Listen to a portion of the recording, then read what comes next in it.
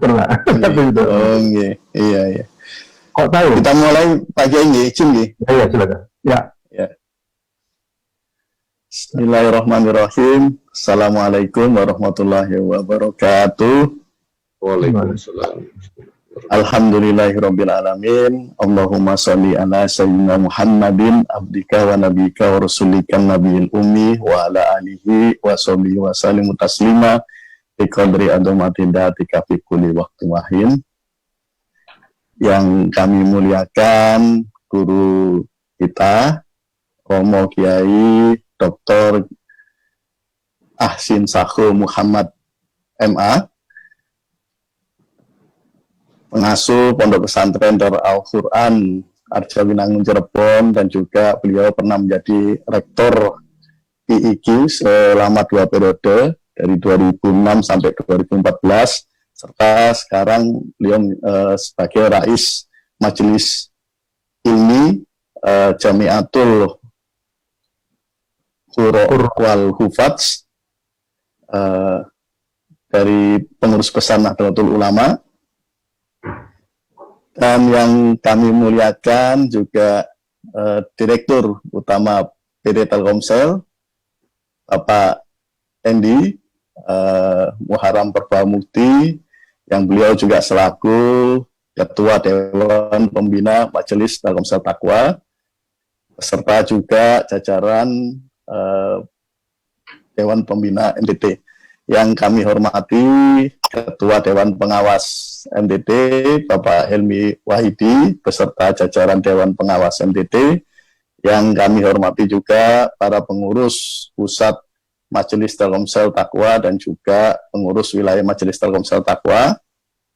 Dan yang kami hormati para pengurus Majelis Taklim Telkom Group, serta para jamaah NTT dan juga jamaah eksternal, di mana kajian ini selain diadakan di forum CloudX Meeting, ini juga dilakukan live streaming di channel YouTube, Instagram, dan juga Facebook. Jadi para jamaah juga banyak yang menyaksikan melalui live streaming channel-channel tersebut. Para jamaah sekalian, pada siang hari ini, alhamdulillah di kajian yang mulia, pada kesempatan kali ini Pesantren Ramadan NTT akan menyajikan tema yang tidak kalah menariknya, meskipun kita menjelang hari-hari terakhir bulan Ramadan, yaitu sekarang tepatnya hari ke-28. Tema kajian pada siang hari ini yaitu hakikat kemenangan dalam membangun etos kerja. Untuk acara ini nanti ada tiga sesi, yaitu sesi pertama pembukaan, terus sesi kedua opening speech dari Direktur HCM PT Telkomsel kurang lebih sekitar 15 menit. Seksi berikutnya yaitu kajian pesantren Ramadan MTT oleh Dr. Kiai Haji Ahsin Sakho Muhammad MA, dan dilanjutkan ditutup dengan doa oleh beliau. Dan ada lagi satu acara spesial nanti kita pada kesempatan yang mulia ini, kita mohon tadi dari kurang lebih setengah jam kita putar tadi sholawat qasidah Fadhailil Quran karya dari Buya Ahsin Sakho. Kita berharap beliau nanti bisa memberikan ijazah kepada kita semua, sehingga kita bisa merasakan barokah dan kemuliaan sholawat qasidah tersebut yang sangat indah. Baik, untuk bersingkat waktu, marilah kita buka acara ini dengan baca suratul Fatihah. Mudah-mudahan kita mendapatkan ilmu yang manfaat, barokah fid dini wad dunya wal akhirah. Bismillahirrahmanirrahim. Lillahi ta'ala al-Fatihah.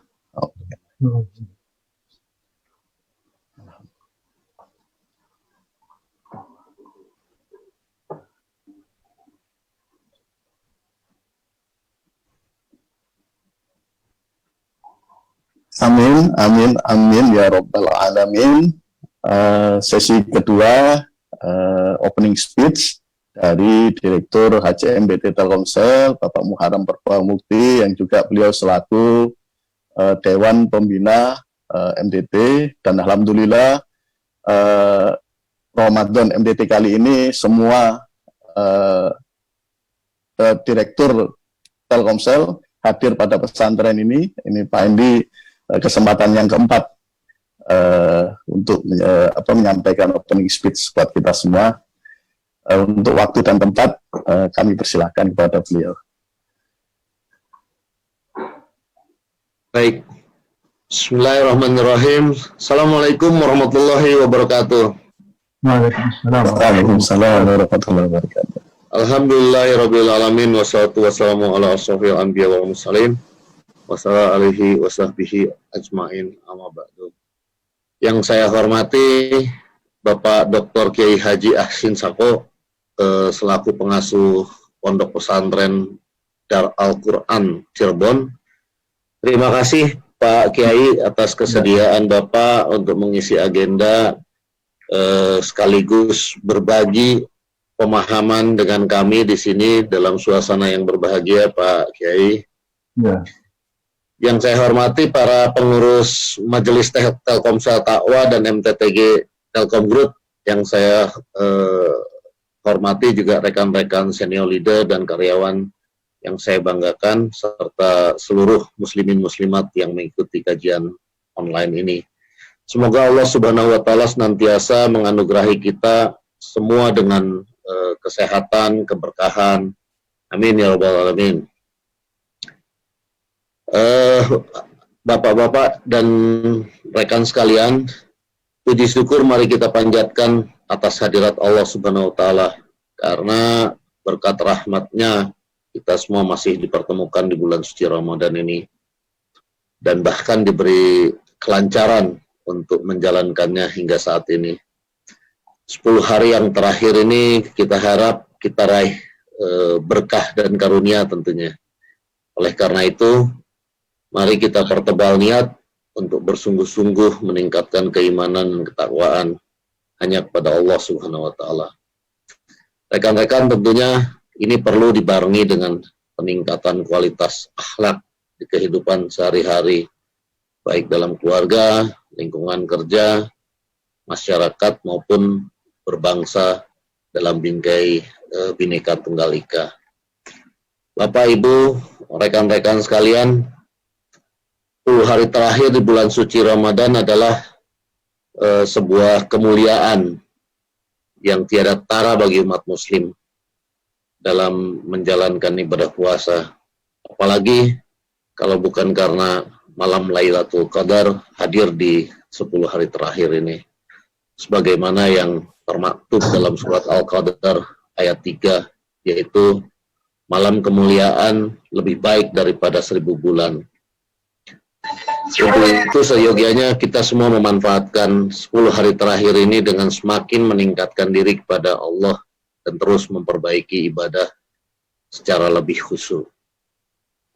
Selain itu, rekan-rekan sekalian, dalam mengejar kemuliaan malam Lailatul Qadar, kita pun dianjurkan untuk memperbanyak muhasabah diri atau introspeksi diri atas segala kesalahan dan dosa yang telah dibuat selama ini. Muhasabah adalah cara ampuh untuk bergerak menuju tobat dan jalan yang diridhoi oleh Allah. Izin Pak Kiai mungkin lebih paham, karena muhasabah diri akan memberikan kesempatan pada kita, para pengikut Rasulullah ini, untuk meresapi, mensyukuri segala kebaikan yang telah diberikan oleh Allah Subhanahu wa Ta'ala, sekaligus memotivasi diri kita untuk melakukan amalan ibadah yang lebih baik dan lebih baik lagi. Rekan-rekan dimanapun berada, seluruh ibadah yang diniatkan ikhlas lillahi ta'ala akan diganjar dengan pahala berlipat di bulan suci Ramadan. Itu janji Allah. Salah satu amalan favorit selama bulan Ramadan adalah berbagi. di mana wujudnya bisa macam-macam, ada sedekah, zakat maupun infak. Nah, berbagi di bulan suci Ramadan ini menjadi amalan istimewa yang mendatangkan banyak kebaikan. Allah bahkan memerintahkan Rasul-Nya memberikan contoh pada umat Islam untuk menjadi orang yang dermawan serta pemurah. Nah, sebagaimana diriwayatkan dalam Al-Baihaqi, bahwa sesungguhnya Allah Subhanahu wa Ta'ala itu Maha Memberi dan sangat mencintai kedermawanan serta akhlak yang mulia. Nah, selain itu, sifat dermawan jika didukung dengan tafakuh fiddin, yakni mengilmui agama dengan baik, maka akan mendapat kedudukan sebagai hamba Allah yang paling tinggi. Nah, rekan-rekan yang saya banggakan, mewakili Direktorat HCM dan manajemen dan semua tim yang berkomitmen untuk mendorong laju transformasi perusahaan menuju leading digital company melalui fokus pengembangan people. Selain meningkatkan kapabilitas dan kredibilitas karyawan, kami juga berupaya untuk mengembangkan dengan penguatan dari sisi rohani agar dicapai kondisi kerja yang mampu mendorong inovasi serta karya inklusif bagi kemajuan perusahaan. Ini juga tentunya sejalan dengan semangat perusahaan untuk senantiasa membuka pintu kebaikan dalam memperbesar peluang kebermanfaatan bagi masyarakat luas. Terima kasih saya aturkan pada rekan-rekan MTT yang mendukung implementasi dari sisi rohani. Terima kasih telah menjadi pengingat yang baik, mengiringi laju perusahaan ke arah kebaikan yang lebih bermakna. Jadi setiap perubahan, transformasi itu selalu pada dasarnya adalah menuju kebaikan. Saya juga ingin berterima kasih pada rekan-rekan sekalian atas kepatuhannya terhadap protokol kesehatan di dalam situasi pandemi yang seperti sekarang. Protokol kesehatan yang ditetapkan baik oleh pemerintah, oleh perusahaan sejauh ini sudah dipatuhi oleh seluruh rekan-rekan sehingga meminimalisir dampaknya buat seluruh karyawan dan keluarga demi menjaga keselamatan diri, keluarga, dan orang-orang di sekitar kita. Jadi kita sebagai insan Telkomsel diharapkan selalu bijak menyikapi sesuatu dengan bijak melalui peran kita sebagai bagian dari digital enabler bagi bangsa melalui sumber daya teknologi yang kita miliki di Telkomsel. Jadi rekan-rekan sekalian, menyertai kegiatan pesantren Ramadan 1442 Hijriah ini yang tentunya dilakukan dengan mengikuti kenormalan baru, new normal di tengah masa krusial ini akibat pandemi. Izinkan saya kembali mengingatkan sekali lagi agar rekan-rekan untuk memperpanjang amalan baik. Semoga bulan Ramadan yang sudah di depan mata akan berakhir ini memberikan berkah bagi kita semua, dan semoga kita dapat menutupnya dengan merayakan Idul Fitri dengan penuh kemenangan. Taqabbalallahu minna wa minkum. Wassalamualaikum warahmatullahi wabarakatuh. Waalaikumsalam warahmatullahi wabarakatuh. Alhamdulillah, terima kasih kami sampaikan kepada Direktur HCM TD Telkomsel dan juga selaku Ketua Pembina MTT Majelis Telkomsel Taqwa yang telah memberikan opening speech buat kita juga, dan juga semangat spirit bisa lebih maju dan juga kita membangun etos kerja yang lebih optimal di tengah situasi global yang menghadapi pandemi. Baik, para jamaah sekalian, kita menginjak ke sesi ketiga kajian pesantren Ramadan dengan tema hakikat kemenangan dalam membangun etos kerja yang akan disampaikan oleh guru mulia kita, Romo Kiai Dr. Kiai Haji Ahsin Sahul Muhammad MA, yang beliau ini adalah pakar ilmu Al-Quran yang sangat langka di Indonesia. Salah satunya beliau itu pakar qiraah sab'ah. Baik, untuk waktu dan tempat kami persilahkan pada Romo Kiai. Assalamualaikum warahmatullahi wabarakatuh. Alhamdulillah, wassalatu wassalamu ala rasulillah Sayyidina Muhammad ibn Abdullah wa ala alihi wa sahbihi wa man tabi'ahu dahu wa wala amma ba'd.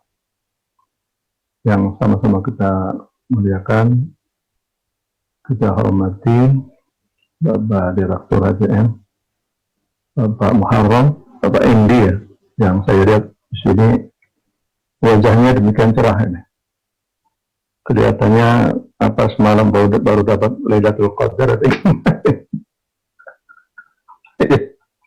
ya Pak Suwarno ya, Pak Suwarno ya. Kalau kita lihat Bapak Direktur ini kok kelihatan cerah banget. Iya. Semangat beliau, muda, visioner. Penuh dengan optimisme ya, Masya Allah. Bagus. Ya, saya kira sebagai manajer saya kira harus begitu. Segala pemirsa para yang budiman rahimakumullah. Alhamdulillah pada saat ini saya bisa bertemu dengan teman-teman di Telkomsel dalam rangka untuk mengisi hari-hari yang suci ini dengan kegiatan-kegiatan yang bernuansa keagamaan. Dan pada akhir-akhir ini kita sudah akan memasuki atau sudah memasuki hari-hari terakhir dari bulan Ramadan. Dan biasa pada hari-hari terakhir ini ada semacam dua perasaan, ya.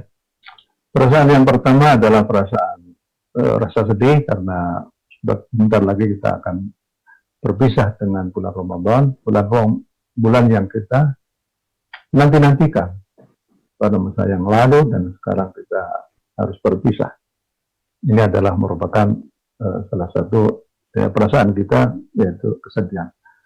Tapi juga kita merasa senang juga karena kita akan mengakhiri bulan Ramadan ini insya Allah dengan sama-sama merayakan hari kemenangan kita, yaitu ketika kita merayakan Idul Fitri, hari kemenangan, karena kita kembali kepada fitrah kita sekalian.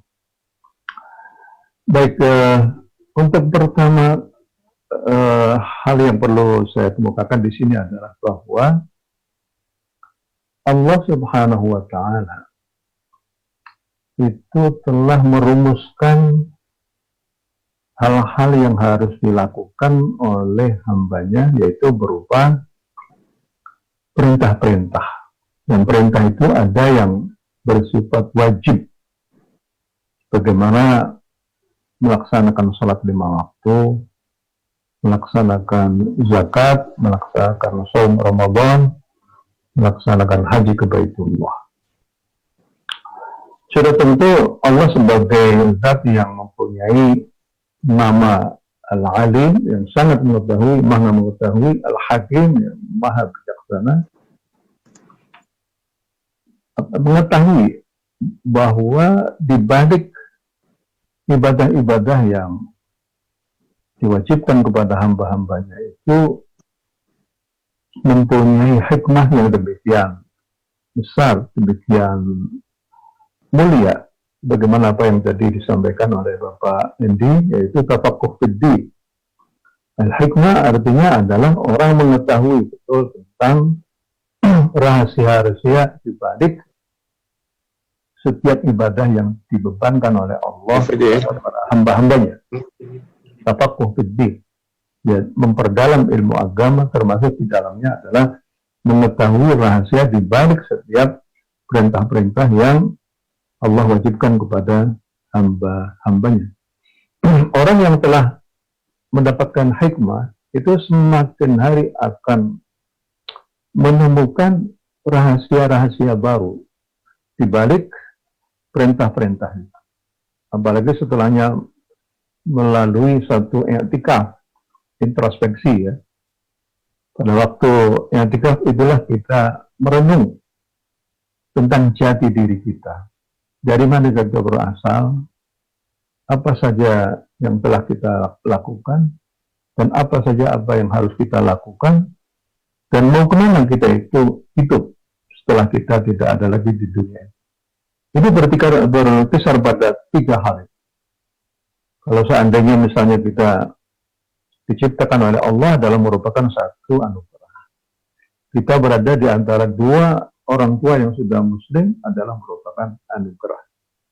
Kita diberi cahaya oleh Allah berupa keimanan adalah merupakan anugerah. Kita dijumpakan oleh Allah dengan Al-Quran adalah merupakan satu anugerah. Kita bisa mengerti tentang apa yang harus kita lakukan, yaitu berupa ibadah-ibadah, itu juga merupakan satu anugerah. Inilah yang perlu kita introspeksi. Apa yang telah diberikan oleh Allah kepada kita, anugerah yang telah diberikan oleh Allah kepada kita, demikian banyak sekali. Tidak bisa kita hitung satu persatu karena saking banyaknya. Bagaimana firman Allah, wa in ta'uddu ni'matallahi la tuhsuha. Kalau seandainya kamu ingin menghitung kenikmatan Allah, kamu sama sekali tidak akan bisa menghitungnya. Nah, ini pembahasan tentang ini sangat luas, ya. Kemudian terhadap nikmat Allah yang telah diberikan kepada kita sekalian, apa yang telah kita lakukan? Mensyukuri terhadap nikmat-nikmat itu. Sudah tentu sangat jarang orang yang bisa memenuhi mensyukur kepada nikmat-nikmat Allah SWT. Dan itu diakui sendiri oleh Allah SWT. Wa qalilum min ibadiyas syakur. Sedikit sekali dari hamba-hambaku yang bersyukur kepada Allah SWT. Wa qalilum min ibadiyas syakur. Ibaratnya kita mendapatkan banyak sekali rezeki, tapi kita bersyukurnya sedikit. Begitu juga apa yang telah kita lakukan, yang kita persembahkan kepada Allah SWT selama hidup ini. Berapa sih yang kita kucurkan kepada orang lain, berupa zakat dan lain sebagainya. Nah, oleh karena itu kita perlu melihat, ya, bahwa di dalam ibadah itu, kalau kita lihat, ya, ibadah itu ada ibadah yang bersifat lahiriah, ada juga ibadah yang bersifat rohiyah, ma'nawiyah, dan batiniyah. Jadi setiap ibadah itu pasti ada tujuan mulianya. Bagaimana kalau seandainya Allah mewajibkan kepada kita untuk melaksanakan sholat. Melaksanakan sholat, kata Allah, wa aqimus sholata li dzikri. Wa aqimus sholata li dzikri. Jadi karena sholat untuk selalu ingat kepada Allah. Jadi ingat kepada Allah itu adalah salah satu tujuan daripada sholat. Di antara tujuan sholat itu lagi adalah bahwa inna sholata tanha 'anil fahsya'i wal munkar. Bahwa sholat itu mempunyai potensi untuk bisa menjauhkan kita dari perbuatan-perbuatan keji dan kemungkaran. Artinya kita sendirilah yang harus bisa menciptakan bagaimana agar supaya sholat itu bisa menghadang perbuatan keji dan kemungkaran. Kalau seandainya setelahnya kita melaksanakan sholat beberapa tahun lamanya, tapi kita masih tetap saja melakukan sebagian dari kekejian dan kemungkaran, itu berarti kita harus merefleksikan diri, harus kita introspeksi diri. Apa kira-kira mungkin kualitas dari sholat kita itu masih belum mencapai sasarannya itu. Misalnya sampai sejauh mana kekhusyuan kita di dalam sholat, itulah yang perlu kita evaluasi. Begitu juga kalau seandainya kita diwajibkan oleh Allah untuk melaksanakan shaum Ramadan. Allah sendiri sudah menjelaskan bahwa la'allakum tattaqun, agar supaya kamu itu mendapatkan sifat ketakwaan. Ketakwaan artinya sifat kehati-hatian dalam melangkah di dalam kehidupan. Ketakwaan adalah menjaga diri kita dan keluarga kita. Jangan sampai eh, terjerumus ke dalam hal-hal yang bisa menjerumuskan kita ke neraka. Dan inilah yang perlu kita eh, kita eh, kita hayati bersama, bahwa di dalam salat itu ada gerakan dari takbiratul ihram, kemudian ruku, sujud, dan selanjutnya itu adalah merupakan gerakan-gerakan yang lahiriah semata. Tapi itu bukan merupakan tujuan utama. Apalah artinya gerakan-gerakan itu kalau seandainya seorang masih belum bisa mengetahui hikmah dari sholat. Mungkin orang kelihatannya khusyuk, tapi yang penting khusyuk itu adalah di dalam hatinya itu. Alladzina fi sholatin khashi'un. Jadi kita membayangkan bahwa kita berada di hadapan Allah Subhanahu wa taala. Kita berada di dalam menyembah kepada Allah, mengabdi kepada Allah Subhanahu wa taala. Dan kita menghayati apa yang kita baca pada sholat itu. Begitu juga ketika kita itu melaksanakan zakat. Zakat adalah memberikan suatu harta benda berupa uang ataupun hasil tanaman ataupun hewan ataupun lain-lainnya. Yang kita berikan adalah merupakan ibadah yang zahirah, adalah ibadah yang kelihatan. Tapi maksud daripada orang memberikan zakat, khudh min amwalihim shadaqatan tutahhiruhum wa tuzakkihim biha wa shalli 'alaihim. Itulah yang disebutkan oleh Allah dari hikmah dilaksanakan zakat, itu agar supaya hati kita itu menjadi suci, hati kita itu menjadi bersih dari segala macam penyakit hati. Wa tuzakkihim biha wa shalli, kita mendapatkan peningkatan ibadah setelahnya kita itu melaksanakan. Jadi dengan zakat kita tahu bahwa uang itu adalah bukan milik kita, uang adalah milik Allah Subhanahu wa taala. Kita jangan sampai kita itu menjadi orang yang tamak terhadap harta, tamak terhadap kedudukan. Semuanya ada dalam amanah dari Allah Subhanahu wa taala. Jadi yang terpenting dari zakat itu adalah kesucian hati. Begitu juga dengan shaum. Para hadirin sekalian, dalam rangka mengakhiri bulan Ramadan ini, seperti orang kalau sudah mau pada etape yang paling akhir, mestinya itu semakin mempercepat langkah kita. Dalam hal ini adalah kita semakin banyak beribadah kepada Allah dengan banyak membaca Al-Quran Al-Karim. Pak Suwarno sudah hatam Qurannya, Pak? Sudah hatam? Insya Allah tinggal 1 juz, Kiai. Iya, jadi kita di NTT ini ada tadarusan, Kiai. Pada subuh jam 5 sampai jam 6, tadarusan per hari 1 juz, Kiai. Kalau pribadi, malu ya, Kiai.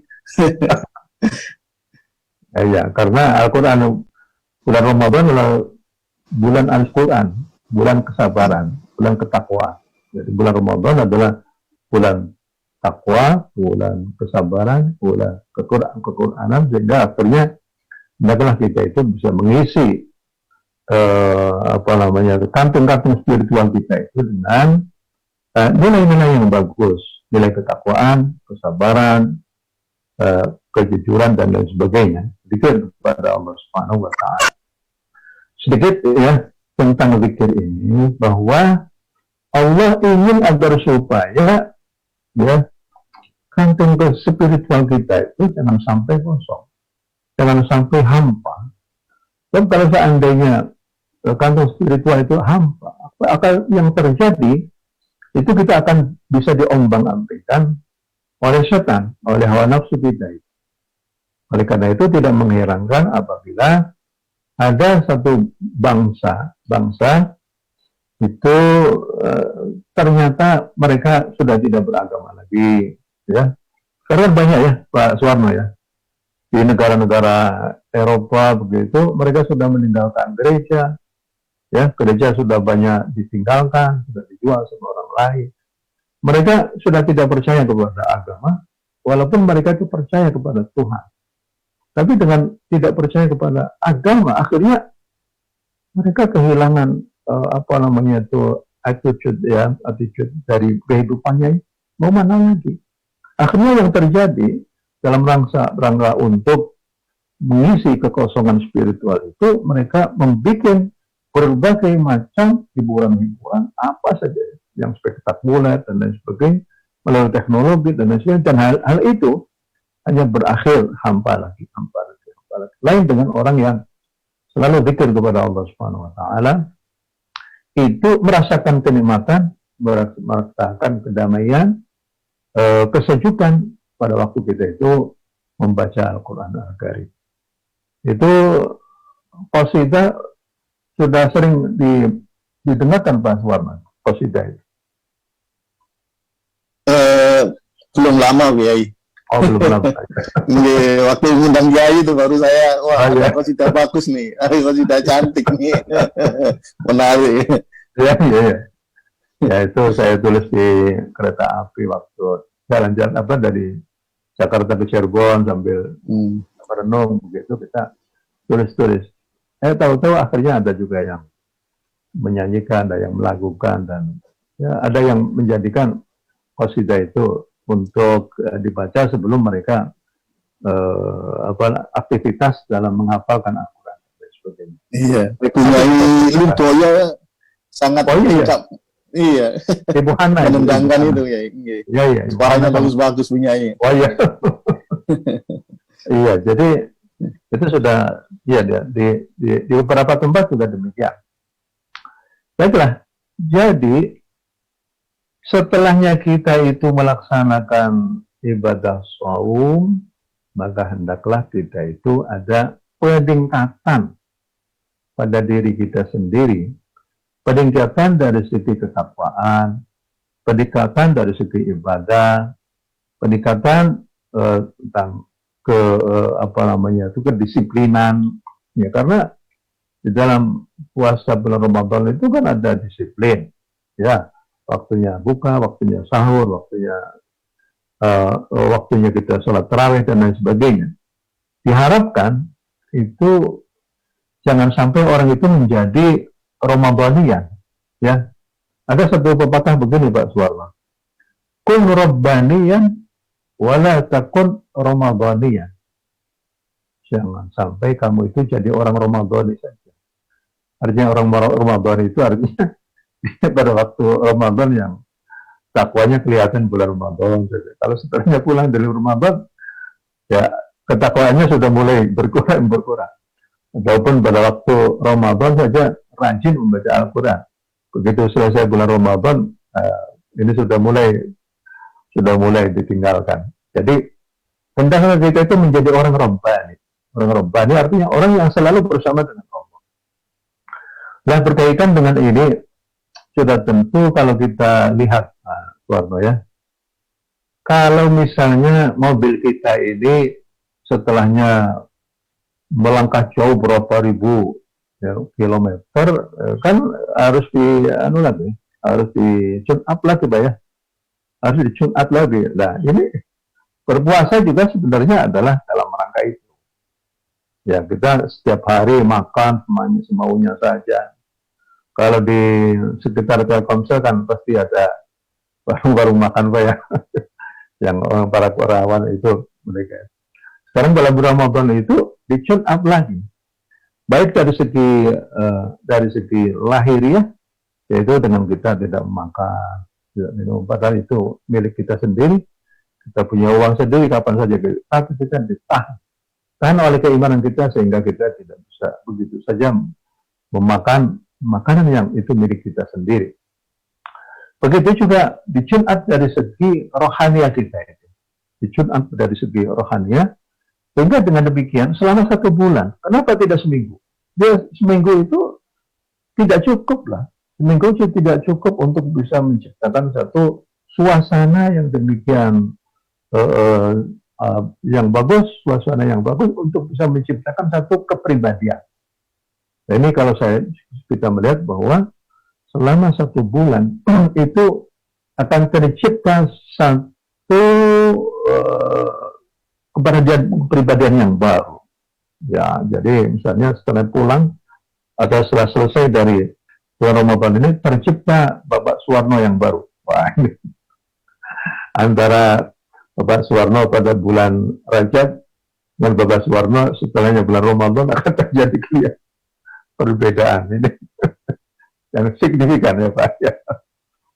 Nah, itu saya mendengarkan Amin Pak Yai. Mohon doanya Pak Yai. mendengarkan atau pembukaan saja sudah saya bisa nilai, wah ini Pak Suwarno ini luar biasa. Pakai bahasa Arab lagi atau kelihatannya orang pesantren juga.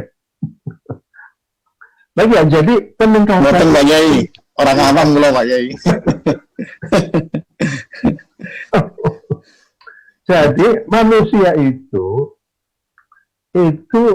haruslah selalu meningkat selalu meningkat.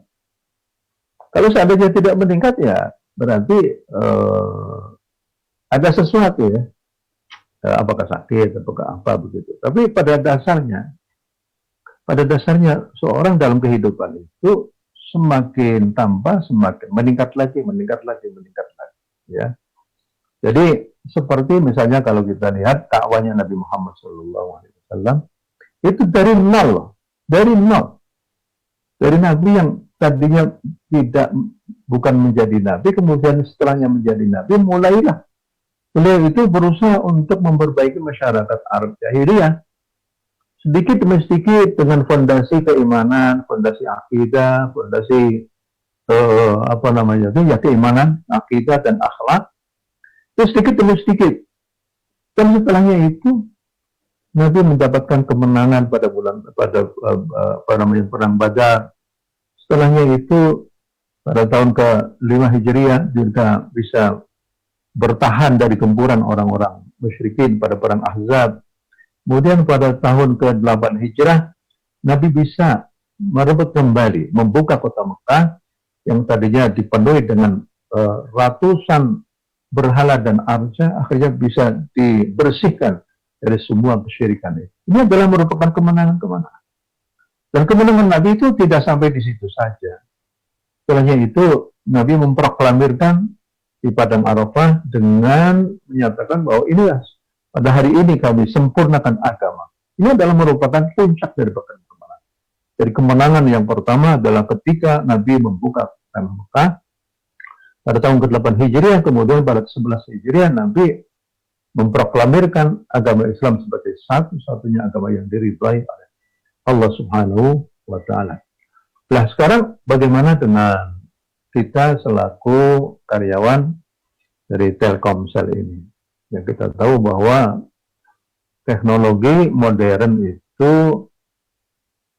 akan selalu berkembang dan dengan cepat, ya, dengan cepat. Kalau kita misalnya ya, Pak Suwarno ya, kita melihat HP saja ya, HP itu akan terjadi perubahan dari bulan ke bulan ya, dari bulan ke bulan. Dan tahun depan lagi ada HP model ini lagi. Begitu juga dari komputer ada ini lagi. Luar biasa. Ini adalah merupakan tantangan kita ke depan, terutama di Telkomsel ini, hal yang berkaitan dengan komputerisasi, computerized, kemudian yang berkaitan dengan teknologi, ya, apa namanya itu, segala macam kemajuannya itu. Oleh karena itu kita selaku bangsa Indonesia, hendaklah kita bisa mengikuti perkembangan. Dan kalau perlu kita bisa menjadi pionir dalam bidang apapun, ya, pionir dalam bidang apapun. Kita tidak lagi menjadi konsumen daripada negara-negara lain. Kita menjadi produsen dari negara-negara, yaitu dengan cara selalu menghargai waktu, kita kemudian meningkatkan kinerja kita, dan kita yakin bahwa kinerja kita itu kalau diniati untuk berbakti kepada Allah, maka semua kinerja kita itu menjadi amal ibadah. Itu kalau seandainya ada satu produk itu akhirnya bisa dinikmati oleh orang lain untuk pengajian, untuk beribadah, untuk kegiatan-kegiatan amal manusiaan, itu akhirnya menjadi satu ibadah yang akan kita bisa tuai pahalanya itu. Kita tahu juga ya di dalam Al-Qur'an Al-Karim itu bagaimana kegiatan teknologi ya. Teknologi yang kita tahu itu teknologi pembuatan perahu ya. Perahunya Nabi Nuh. Itu pertama sekali di dalam kehidupan kemanusiaan di bumi ini adalah teknologi pembuatan perahu yang demikian besar. Perahunya Nabi Nuh itu luar biasa besarnya. Ya, teknologi ya merupakan satu perkembangan ya, perkembangan manusia yang tadinya itu tidak bisa menciptakan satu kendaraan laut, kendaraan air. Akhirnya Allah memberikan ilham kepada Nabi Nuh dan para pengikutnya untuk bisa membuat. Itu adalah merupakan satu perkembangan.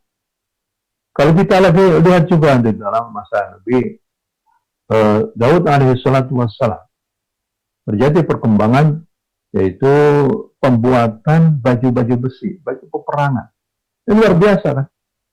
Baju peperangan. Jadi besi kalau di tangan Nabi Daud itu wa'alanna lahul hadid. Hati itu seperti orang itu bisa dirubah-rubah dengan kedua tangannya. Wa'alanna lahul hadid. Jadi seperti tepung gitu ya. Tepung yang sudah dibagi air itu kalau mau bikin super mie begitu kan ada dicampur dengan air akhirnya menjadi gampang ya, menjadi gampang. Kemudian itu yang terjadi pada masa Nabi Daud. Artinya pada Nabi Daud itu manusia yang tadinya itu tidak bisa menciptakan baju-baju besi untuk peperangan dan alat-alat perang yang lainnya akhirnya bisa. Dan yang juga bagaimana pada masa Nabi Sulaiman alaihissalatu wassalam bisa menciptakan satu istana yang luar biasa. Sehingga Ratu Balqis pada waktu datang ke singgasananya ataupun kerajaannya Raja Sulaiman, Ratu Balqis mau tidak mau harus mencincingkan atau mengangkat mengangkat pakaiannya karena akan menginjak kaca yang di bawahnya itu ada airnya. Ini kan merupakan satu peningkatan juga. Jadi kalau kita lihat bagaimana perjuangan para nabi, itu mereka berhasil. Ya, banyak di antara mereka itu yang berhasil menciptakan satu keadaan yang lebih baik daripada apa yang keadaan-keadaan yang masa lalu. Nah kita oleh karena itu juga hendaklah kita pada waktu setelahnya kita itu keluar dari bulan Ramadan ini, maka hendaklah suasana hati kita itu kita tingkatkan, ya, zikir kepada Allah, jangan lupa. Sambil kita masuk ke maksudnya ke tempat kerja dengan baca Bismillahirrahmanirrahim. Begitu juga selesai kerja kita ucapkan Alhamdulillahirabbil alamin. Selalu saja nama Allah itu kita lantunkan. Agar supaya hati kita itu menjadi terjaga, hati kita itu menjadi awas, ya. Hati kita itu tidak kemana-mana, tidak terombang-ambing oleh hawa nafsu kita sendiri. Jadi dengan demikian maka kita akan selalu berada pada situasi yang sangat bagus. Saya melihat ya Pak Suwarno ya, kalau kita lihat di dalam kata Iqra bismi rabbika itu dua kata ya. Menurut saya dua kata itu mempunyai arti yang sangat dalam sekali. Iqra itu adalah kerjaan intelektualitas, bismi rabbika itu adalah kerjaan spiritualitas. Artinya tidak bisa kita selaku kaum muslimin itu segala sesuatu itu perlu kita mengatasnamakan Allah Subhanahu wa taala. Kita membaca Bismillahirrahmanirrahim kalau mau bekerja. Ya. Begitu juga kalau kita kalau kita belajar ataupun kerjaan-kerjaan apa saja, hendaklah selalu kita bersama dengan Allah Subhanahu wa taala. Karena Allah lah yang menciptakan hukum-hukum alam yang ada pada bumi di sekitar kita. Kalau bukan ditentukan oleh Allah, kita tidak akan bisa menciptakan komputer, tidak bisa kita menciptakan mobil, motor, pesawat terbang dan lain sebagainya. Jadi kita inginkan agar supaya peradaban ke depan itu itu bukan peradaban yang murni menjadi peradaban yang madi ataupun material, peradaban material, tapi keinginannya adalah peradaban yang kita inginkan itu adalah peradaban yang berbasis pada nilai-nilai ketuhanan. Itu namanya peradaban hadarah rabbaniyah. Kita istilahkan dengan hadarah rabbaniyah, peradaban yang berketuhanan. Jangan sampai peradaban yang tidak berketuhanan. Seperti negara-negara yang asing yang kita tahulah bahwa ada negara yang tidak mengenal Tuhan. Dan yang mengenal Tuhan tapi Tuhan sudah tidak dipakai lagi dalam kehidupan mereka. Kita selaku penduduk Indonesia yang mempunyai slogan mempunyai dasar kita Pancasila, ketuhanan yang Maha Esa. Dalam konteks kaum muslimin, ya hendaklah kita itu jangan sampai kita melupakan Tuhan dalam semua kegiatan yang kita lakukan. Dan hendaknya kita itu pada waktu hidup bisa memberikan andil yang signifikan kepada kemanusiaan. Ya kalau seandainya tidak untuk kemanusiaan, ya kita memberikan andil kepada perusahaan kita. Sehingga perusahaan kita dari waktu ke waktu, Komsel ini dari waktu ke waktu bisa menciptakan satu unit-unit baru, menciptakan satu kemajuan-kemajuan baru dari semua segi, baik dari segi manajerial ataupun dari segi bagaimana teknologinya itu. Karena kita hidup itu cuma sekali, ya. Hidup kita cuma sekali. Maka hendaklah kita menjadi orang yang berarti. Nah, oleh karena itu, ayo kita bersama-sama, ya, bersama-sama semua jajaran Telkomsel ini, kita bergerak bersama tanpa merendahkan yang lain, karena semuanya seperti satu jasad, ya. Semuanya harus bergerak semua sesuai dengan spesifikasinya masing-masing, speknya masing-masing.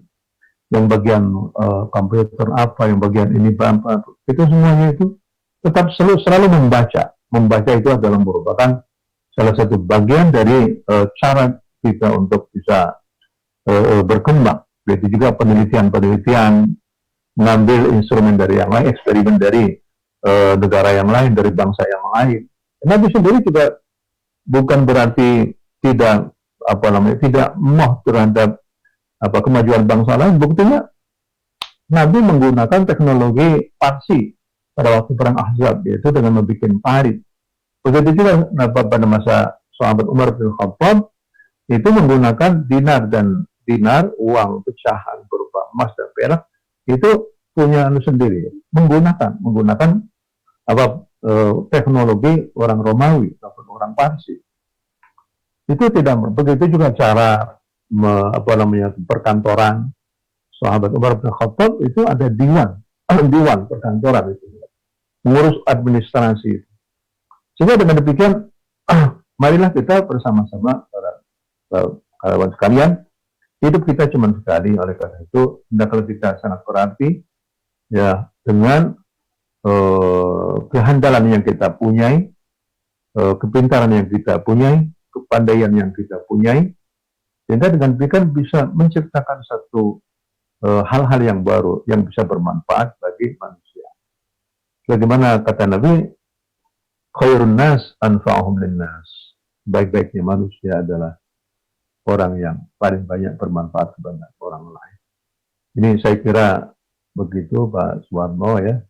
Jadi hendaklah kita setelahnya keluar dari bulan Ramadan, ibaratnya mobil yang sudah di-tune up, mobil yang sudah dibersihkan, kita melaju lebih kencang lagi dalam kehati-hatian, dan akhirnya kita bisa menemukan satu kehidupan yang baru, kehidupan yang kita inginkan, kehidupan yang penuh dengan kedamaian, karena semua kegiatan kita itu berlandaskan kepada nilai-nilai ketuhanan. Saya kira itu saja Pak Suwarno yang bisa saya sampaikan. Untuk qasidah Qur'aniyah itu sudah ada sudah ada teksnya, ya. Sudah ada teksnya. Jadi dulunya itu ini saya nulis dan terus dialukan, ini ya syahrul rambut ini. Asalnya ini Pak, ya ini. Kemudian di bagian-bagian akhir ini sebenarnya banyak itu ya, apa namanya itu, syairnya banyak. Syair tentang apa namanya itu, bagaimana fadilahnya orang yang membaca surah Al-Baqarah, ya. Jika di rumah ada setan, baca Baqarah agar mangkir. Rumah tak dibaca Al-Quran, bagai kuburan yang selalu hadir. Ayat kursi, barang siapa ingin terjaga dari segala mara bahaya, ayat kursilah bacaannya, Allah pasti akan menjaga. Bacalah akhir surah Baqarah, ayat terakhir setiap malam. Cukuplah itu amal yang berkah, surga Firdaus tempatnya salam. Membaca surah Kahfi, jika engkau ingin bahaya, mungkin ingin cahaya, 1 minggu penuh cahaya. Jumat pasal surah Kahfi, bacalah terus sampai mati. Wah, itu diantaranya. Ya baiklah, begitu saja yang bisa saya sampaikan. Jadi melalui kesempatan kali ini, bagaimana apa yang diminta oleh Bapak Suwarno tadi, saya ijazahkan qasidah Qur'aniyah yang telah saya buat kepada para pemirsa yang budiman, dan mudah-mudahan bisa bermanfaat, bisa dihayati setiap syair yang saya tuliskan ini. Ya demikian, mudah-mudahan bermanfaat. Wassalamualaikum warahmatullahi wabarakatuh. Waalaikumsalam warahmatullahi wabarakatuh. Kopil itu Kiai, mudah-mudahan kita kecipratan barokah qasidah Qur'aniyah Kiai. Dan nanti kita bisa di apa mungkin tadi buku ya Pak Kiai, dan bentuk buku ya Pak Kiai. Iya, nanti kita bagi-bagian buat para jamaah sekalian.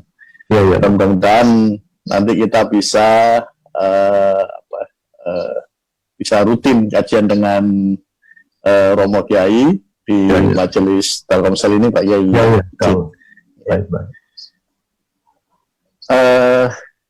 Baik, para jamaah, mungkin para jamaah ini nggak sabar mungkin pengen tanya jawab sama Romo Kiai. Silakan. Nggak apa-apa Pak Romo. Kiai, nggak apa-apa. Oh iya. Silakan. 2 pertanyaan mungkin ya bagi para jamaah kalau ingin diskusi dengan Kiai, masih ada waktu. Ya, silakan. Ya. Langsung apa di chatting? Langsung om biasanya Pak. Ya. Assalamualaikum warahmatullahi wabarakatuh. Waalaikumsalam warahmatullahi wabarakatuh. Pak Wahidi ya? Kiai. Ya. Ini Kiai sesuai dengan tema mengenai etos kerja. Kalau dalam bahasa Arabnya apa itu etos kerja Kiai? Kemudian bagaimana rujukannya dalam Al-Quran maupun dalam Sunnah itu aja Kiai. Jazakallah khairan. Iya, saya belum ketemu tuh kuat apa gitu ya. Tapi kalau seandainya di dalam Al-Quran itu ada Pak, di dalam Qaulihi Ta'ala, Sun'allahilladzi atqana kulla syai'. Sun'allahilladzi atqana kulla syai' innahu khabirun bima taf'alun. Jadi Allah itu zat yang patut kita jadikan contoh, karena Allah itu telah menceritakan kepada kita tentang tahapan-tahapan penciptaan alam semesta. Ya, dalam surah surah Sajdah, Fussilat ya. Qul a'innakum latakfuruna billadzi khalaqal arda bi yawmayn wa taj'aluna lahu andadan. Artinya Allah menciptakan alam semesta dalam 6 masa. Jadi pertama apa dulu? Ya, menciptakan bumi masih berupa bongkahan-bongkahan yang masih belum ada, tanaman-tanaman dan lain sebagainya. 2 hari, dua masa berikutnya menciptakan langit. Kemudian kembali lagi ke bumi, menciptakan flora, fauna, dan seluruh kebutuhan. Ada air, ada oksigen, dan lain sebagainya. Ini kan patut kita renungkan bersama. Oh begitu ya, ternyata Allah sendiri pada waktu menciptakan alam semesta itu juga bertahap, tidak kun fayakun, tidak. Begitu juga pada waktu Allah menciptakan Nabi Adam, itu pertama dari turab dulu, tanah, kemudian dicampur dengan air, menjadi tin, setelahnya dibiarkan lama menjadi hama'im masnun, setelahnya itu menjadi salsal hingga kalfakhar tembikar, kemudian setelahnya itu dihembuskanlah, ditiupkanlah roh. Nah, itu ternyata memerlukan waktu ya. Artinya kita itu di dalam bekerja haruslah terencana, haruslah dengan bertahap, tidak terburu-buru, ya. Kemudian hendaklah pekerjaan yang kita lakukan itu betul-betul mantap, memantapkan pekerjaan kita itu yang paling penting itu. Jadi ada rencana, kemudian tahap-tahapannya apa, kemudian setelahnya itu tujuan yang kita lakukan itu apa. Semuanya dikerjakan dengan penuh kemantapan. Sun'allahu alladhi atqana kulla syai' innahu khabirum bima taf'alun. Yaitu atqan itu artinya kokoh, artinya mantap, artinya sangat bagus sekali. Jadi tidak amburadul, tidak asal-asalan, yang penting selesai, tidak. Nah kalau kita lihat misalnya ya, pada masa sekarang itu betapa negara-negara maju, bangsa-bangsa maju itu bisa menciptakan berbagai macam produk dari ilmu pengetahuan mereka itu. Dan hasilnya juga sangat mantap, kokoh, ya, dan ya mantap, kokoh dan sangat bagus sekali. Kemudian dari segi hadis Nabawi itu Nabi sudah mengatakan, Innallaha yuhibbu idza amila ahadukum an yutqina. Innallaha yuhibbu idza amila ahadukum amalan an yutqinahu. Allah itu senang apabila seseorang itu bekerja, itu dia kerjakannya dengan penuh kemantapan. An yutqinahu. Artinya kita harus kerja. Jadi etos kerja itu adalah sebuah sebuah keinginan yang sangat tinggi sekali agar supaya kita bisa mendapatkan hasil yang terbaik. Yaitu semangat yang tinggi sekali agar supaya kita bisa menghasilkan satu. Nah, bahan untuk bisa menciptakan etos kerja yang semacam itu berupa apa? Pertama adalah berupa semangat keagamaan.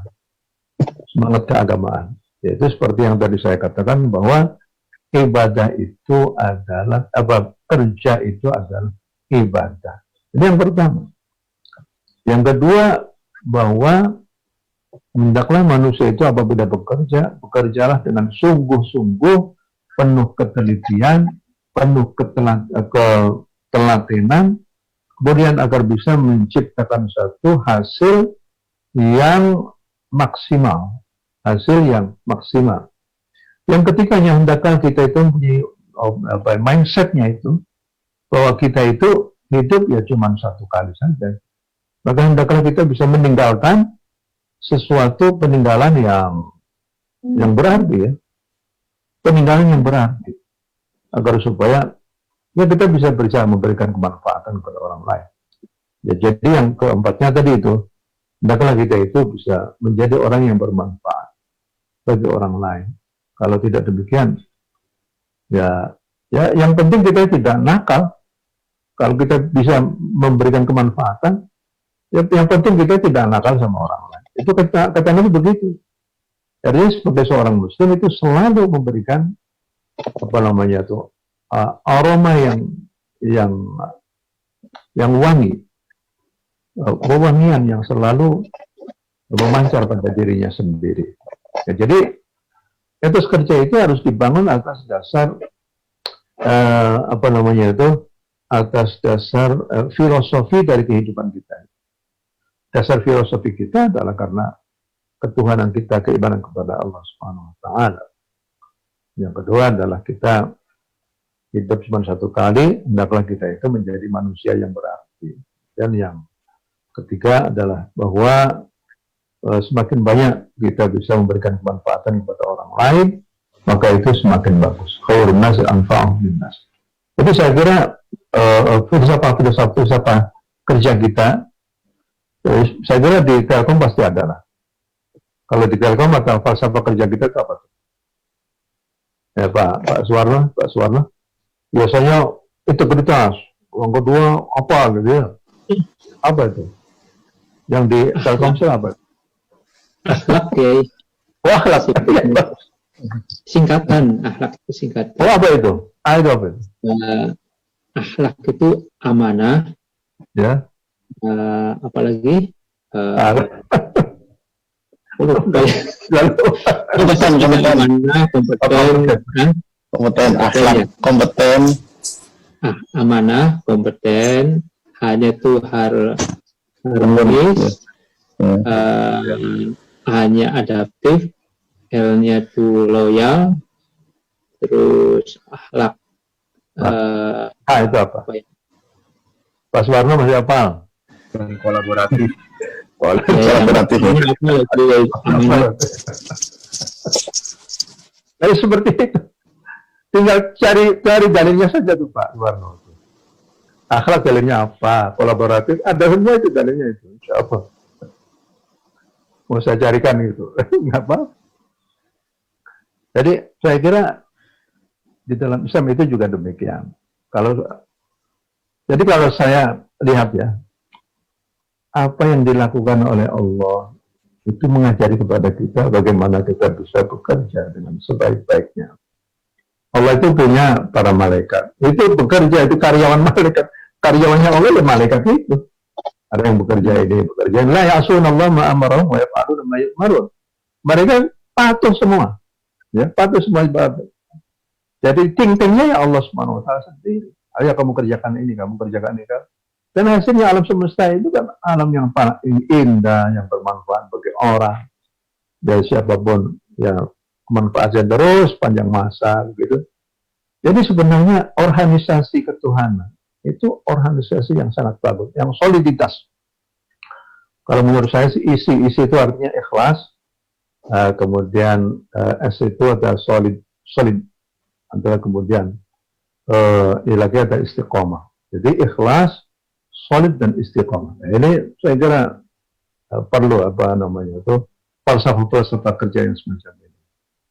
Jadi yang penting keikhlasan atau keikhlasan hati bahwa ini kita diberikan amanah oleh Allah berupa bekerja di tempat Telkomsel ini, dan Telkomsel adalah sesuatu badan ataupun di dalamnya ada berbagai macam kerjaan, dan kerjaan itu tidak bisa katakan itu tergantung di balik pekerjaan siapa yang menyetir pekerjaan.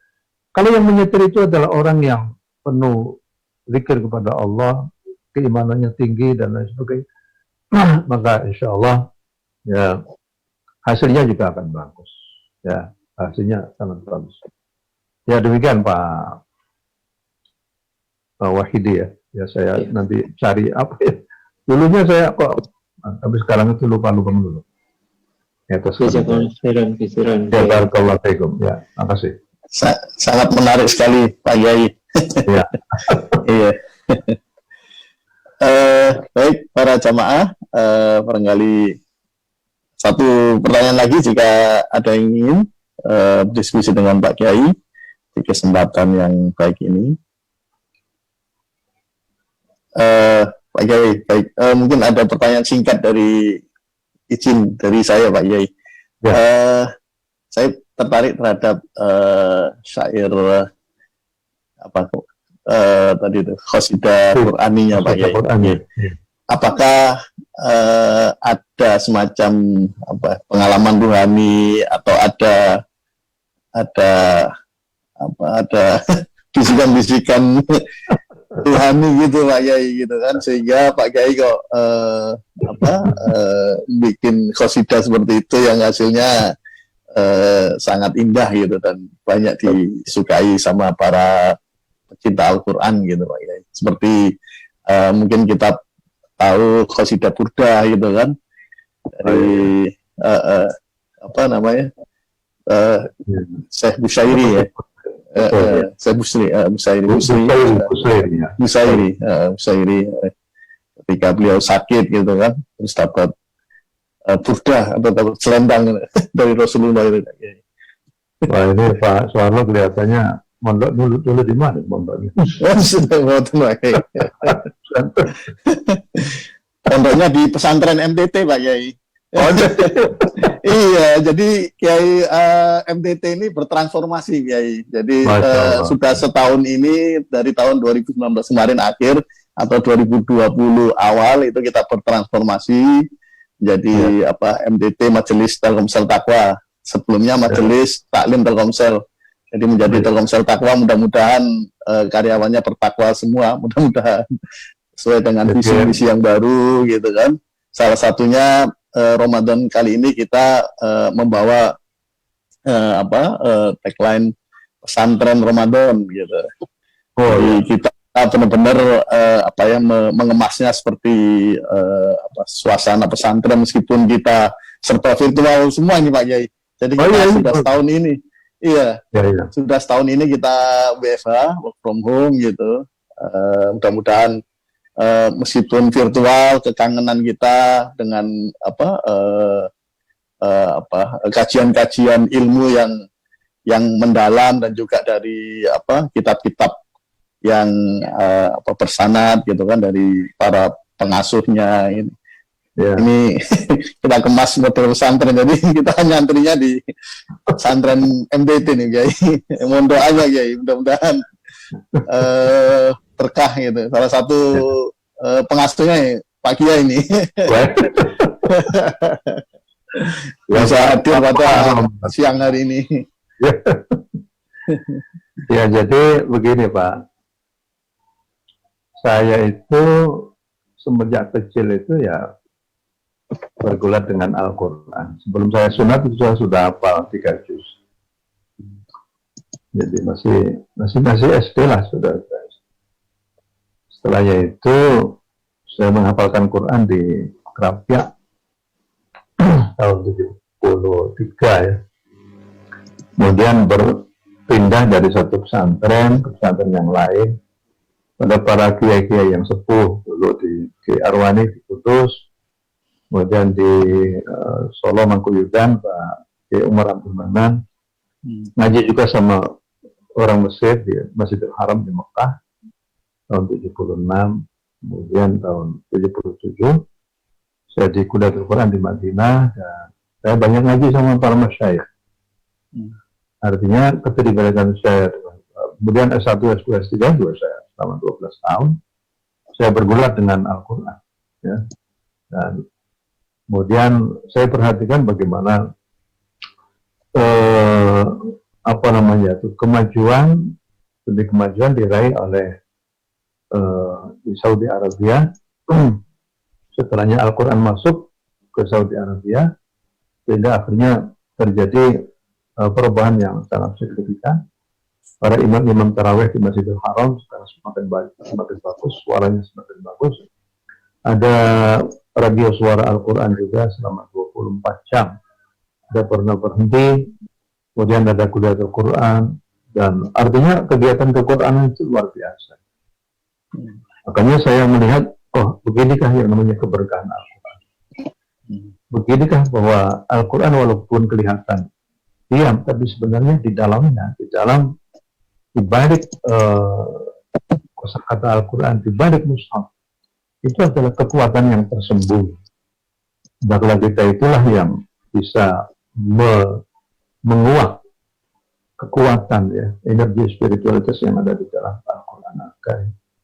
Kalau kita lihat juga bagaimana Nabi itu hanya dengan bersenjatakan Al-Quran, Nabi mampu untuk bisa merubah dunia jahiliyah menjadi dunia yang tadinya dunia yang kelam menjadi dunia Kemudian setelahnya itu ya saya pulang dan artinya berkecimpung lagi dalam bidang kequranan, baik MTQ ataupun yang lain-lainnya.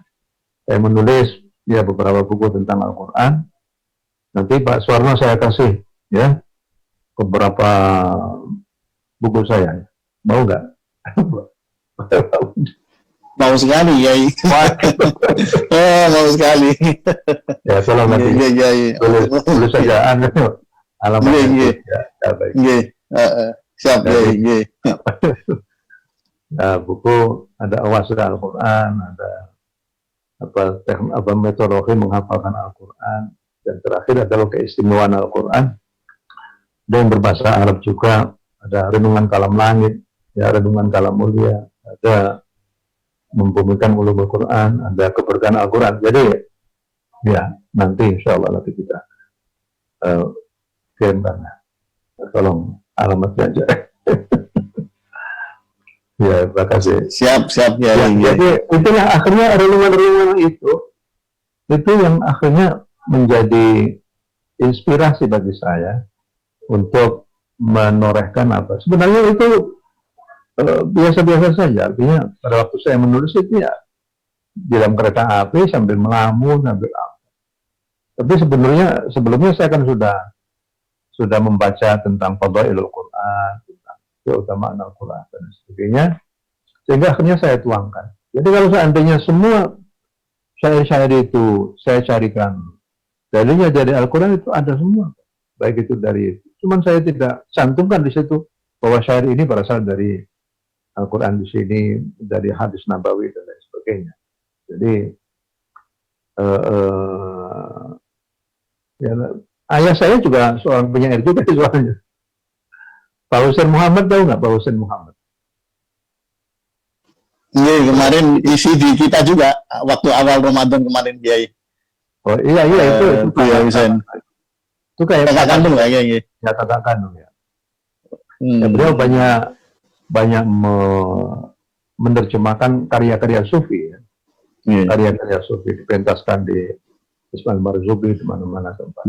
Jadi mungkin ini adalah ada sedikit darah seniman dari ayah saya juga. Jadi akhirnya saya bisa menulis. Ada pantun Al-Quran juga, Pak. Pantun Al-Quran. Nanti dan kesempatan saya bacakan pantun Al-Qurannya. Wah, iya, siap ya. Baik, demikian nggak yang saya sampaikan? Ya. Alhamdulillah, makasih Pak Kiai. Ini waktu udah 1:30 lebih. Tadi dari direktur kami, direktur ACM Pak Endi, Pak Muharram Perbawamukti, tadi izin Pak Yai, nggak sampai selesai. Tadi beliau ada panggilan meeting penting yang lain. Jadi, baik. Iya, izin ke tadi nitip ke saya untuk izin ke salam ke Pak Kiai dari direktur. Iya. Salam kembali juga. Iya. Alhamdulillah, mudah-mudahan kita bisa mengaji lagi ke Romo Kiai Dr. Asim Sahrul. Wah, mantap Pak Kiai. Apa ini? Iya. Istimewa Al-Quran ya. Ini nanti akan sampai ke tangan Pak Suwarno. Alhamdulillah. Ya, amin. Pak Kiai, teman-teman. Ditandatangani Pak Kiai. Oh iya. Dibuka mawon plastiknya. Iya, yang penting tanda tangannya Kiai ini. Iya, baiknya kita. Iya. Mungkin bisa tutup dengan doa Pak Kiai. Ya. Bismillahirrahmanirrahim. Alhamdulillahirrahmanirrahim. Hamdan wa fiyana mu'ustaya rabbana lakal hamd. Allahumma salli ala sayyidina Muhammad. Kama sallaita ala sayyidina Ibrahim wa ala sayyidina Ibrahim fil alamin innaka Hamidum Majid. Ya Allah ya Tuhan kami, sebentar lagi kami akan mengakhiri ibadah berpuasa pada bulan Ramadan pada tahun ini. Kami merasa bersedih dengan perpisahannya kami dengan bulan Ramadan ini. Tapi itulah yang harus kita lakukan. Ya Allah ya Tuhan kami, selama bulan Ramadan kami belum maksimal untuk bisa beribadah kepadamu, untuk bisa khalwat denganmu, untuk berusaha beriktikaf denganmu, untuk mengingat kenikmatan yang Engkau berikan kepada kami sekalian. Kami merasa bahwa kami masih sangat jauh untuk bersyukur kepadamu. Allahumma abadinaka haqqa ibadatika ya Allah. Ya Allah, kami masih belum bisa beribadah kepadamu dengan sebaik-baiknya beribadah. Allahumma dzakarnaka haqqa dzikrika ya Allah. Kami juga merasa bahwa kami masih belum bisa mengingat kepadamu dengan sebaik-baiknya pekerjaan, mengingat kepadamu ya Allah setiap waktu. Ya Allah ya Tuhan kami, masyakarna haqqa syukrika ya Allah. Kami semuanya masih belum mampu untuk bisa bersyukur dengan secara maksimal.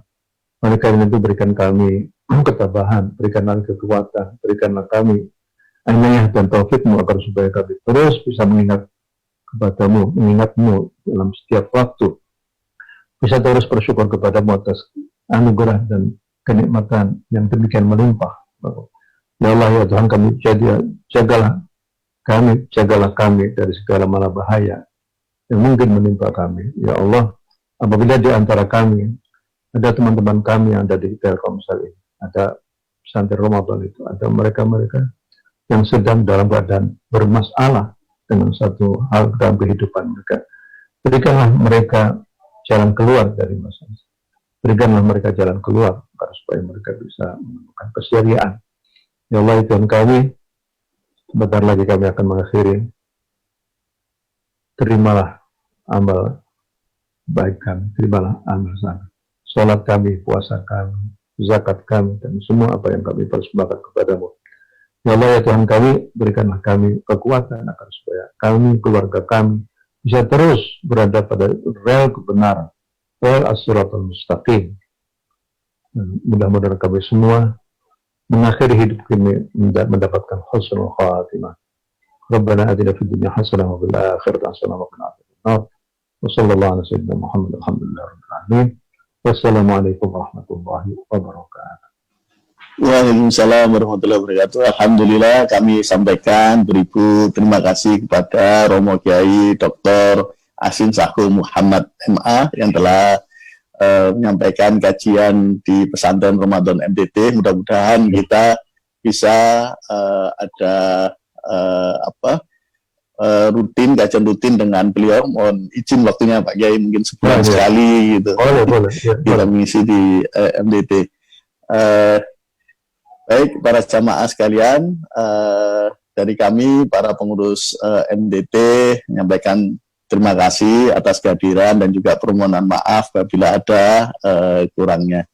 Demikian dari kami, wabillahi taufiq wal hidayah, wallahu muwaffiq ila aqwamit thoriq. Assalamualaikum warahmatullahi wabarakatuh. Waalaikumsalam. Wabarakatuh. Terima kasih Pak Elmi, makasih semua jamaah. Assalamualaikum. Waalaikumsalam warahmatullahi wabarakatuh.